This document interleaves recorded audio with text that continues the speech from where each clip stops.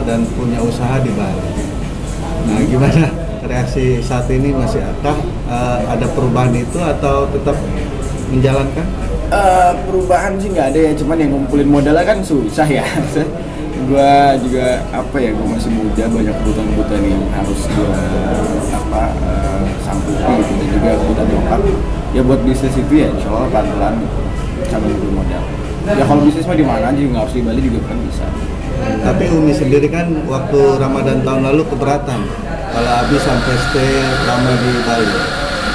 Ya sekarang buktinya juga gue belum ada apa-apa ke Bali juga kan. Jadi ya udah. Tapi Umi support ya untuk berbisnis ya? Support banget. Ini pilihan juga gue barengan sama Kak sama Bang Alfi juga kan. Ya apapun yang terbaik buat gue ya saya support. Tapi kemarin waktu live di TikTok itu sempat minta modal juga, dimodalin dong Umi gitu, kayak gitu. Apakah memang Umi ada keberatan saat minta modal buat usaha gitu? Enggak, nyokap kadang-kadang nggak keberatan. Modal juga pernah cuma sekali doang itu yang cafe sebelum ini A5, sisanya udah gue sendiri. Gitu. Abi sendiri kenapa sih tertarik dengan konsep kafe? Karena ini hal yang paling dekat dengan kehidupan gue gitu, tempat nongkrong, tempat biar berbagai hal manfaat yang bisa dilakuin di sini. Jadi kita bisa supply orang-orang buat tempat nongkrongnya, kita kasih makanan, kasih minuman yang mereka bisa nikmatin. Akhirnya jadi manfaat buat orang, manfaat buat gue juga. Manfaat buat gue ya gue bisa nongkrong juga di sini, bisa jadi gue jadi tempat belajar. Termasuk baker ya? Masuk baker dakwah. Kita belajar di sini, ngaji di sini. Itu hobi masuk baker dengan moge itu hobi itu gimana? Kalau biker motoran mah udah hobi banget gue dari dulu. Ya termasuk juga dari motoran itu menjadi sebuah media gue untuk mensalurkan kepuasan gue dan juga gitu lagi belajar dari teman. Tapi tetap berhati-hati ya, karena kan banyak fans ayah almarhum itu yang bilang hati-hati ya Bi, jangan sampai seperti ayah gitu, gimana? Ya itu yang pasti lah, cuma kita nggak tahu takdir Allah ya udah jadi jalanin aja. Hati-hati mah tetap hati-hati lah, tetap safety di jalan. Tapi di tengah kesibukan lu, quality time lu ngapain aja sih?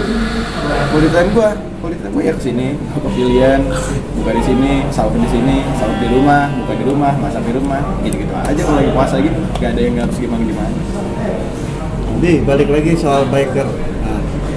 Di salah satu podcast, Abi sendiri kan punya keinginan, walau alam ya, pengen banget meninggal seperti ayah ketika sedang. Oh salah itu dengernya. Salah. Gimana? Salah. Meninggal seperti ayah. Siapa yang mau meninggal kecelakaan? Gak ada yang mau kali. Suara-suara orang juga gak ada yang mau meninggal kecelakaan. Enggak lah. Mungkin salah denger kali ya, mungkin salah pengertian. Gue meninggal, gue pengen itu disambut sama almarhum nanti pas di surga, terus motoran udah gitu. Ya mungkin semua orang juga ada kali yang pengen disambut sama bapaknya pas meninggal. Siapa sih yang mau? Kalau mati seperti itu kayaknya meninggal kecelakaan gak ada yang mau sih. Amit. Artinya ketika sedang mengendarai motor gitu kan teringat gitu dengan musibah yang pernah ayah alami gitu. Enggak sih, enggak teringat ya. Biarin aja gitu, ngapain juga diinget gitu. Hal yang enggak usah diinget, enggak usah diinget. Abi, sepeninggalan ayah sampai saat ini sendiri masih teringat nggak sih? Teringat.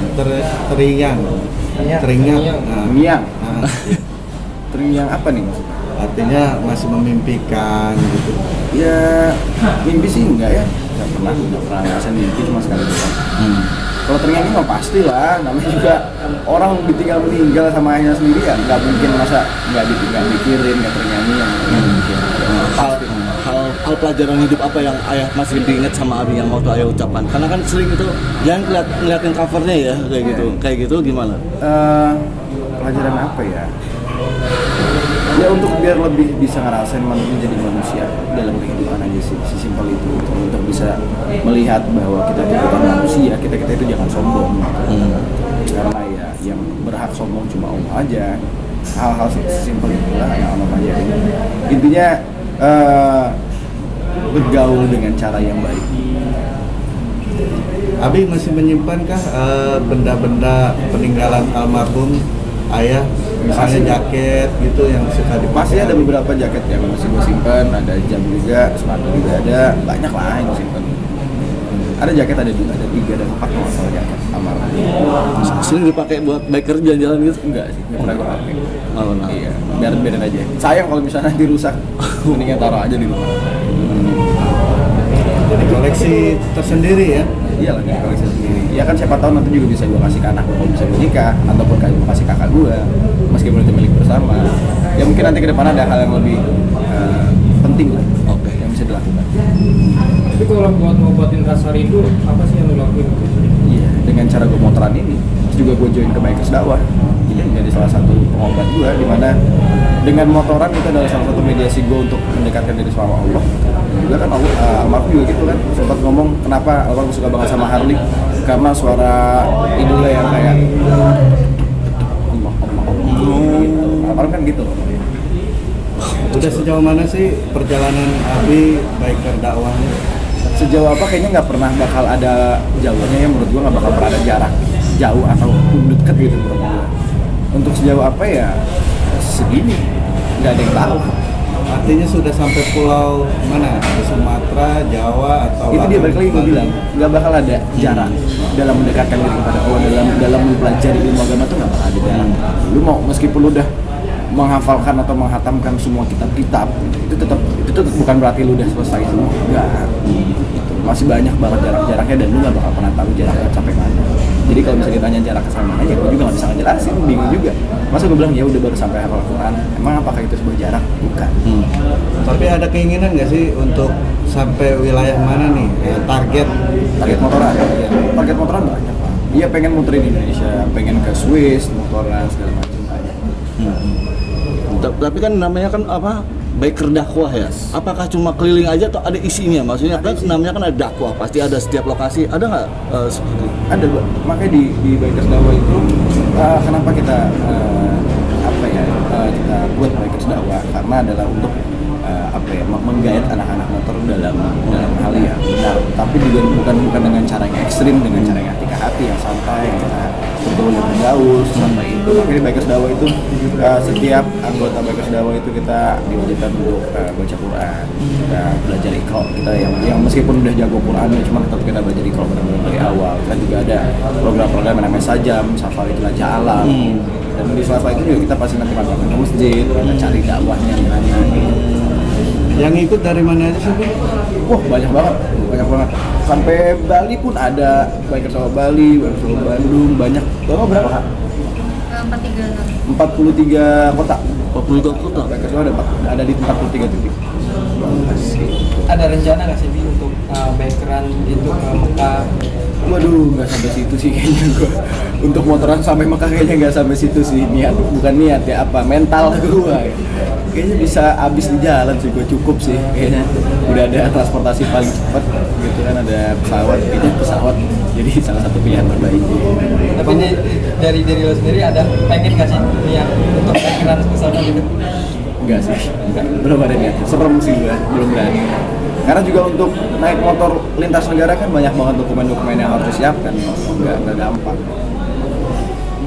Punya pengalaman apa sih ketika biker dakwah itu di suatu daerah mungkin ada kayak crash atau apa gitu, atau perjalanannya yang sulit gitu ditembus? Jalan sulit tembus nggak ada sih ya. Mungkin lebih pas gue lagi motoran sendiri. Kalau waktu gue motoran sama si Yusuf Mardika ke Bali itu gue sempet lah kita ngeliat kecelakaan kita bantu segala macam. Ya sesimpel ya apa ya, sewajarnya di jalanan kejadiannya seperti itu. Tapi Umi sempat ini nggak melarang Abi saat gabung lagi di motor besar nih, agak trauma gitu gini. Umi sempat gitu loh. Enggak, Umi nggak pernah menolak ataupun punya was-was gitu terhadap gua kalau misalnya gua main motor. Karena pun Umi juga tahu Bikers Dakwah ini apa, foundernya juga Umi kenal gitu. Emang dari dulu bareng, jadi Umi percaya.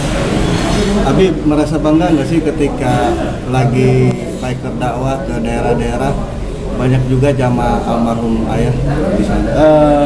Iya lah, pastilah merasa bangga juga, merasa bersyukur kalau misalnya banyak banget jamaah almarhum yang masih menggunakan ilmu yang masih menjadikan sesuatu. Ya, pasti bangga lah, masa nggak bangga sih. Biasanya apa sih yang diomongin ke Abi ketika para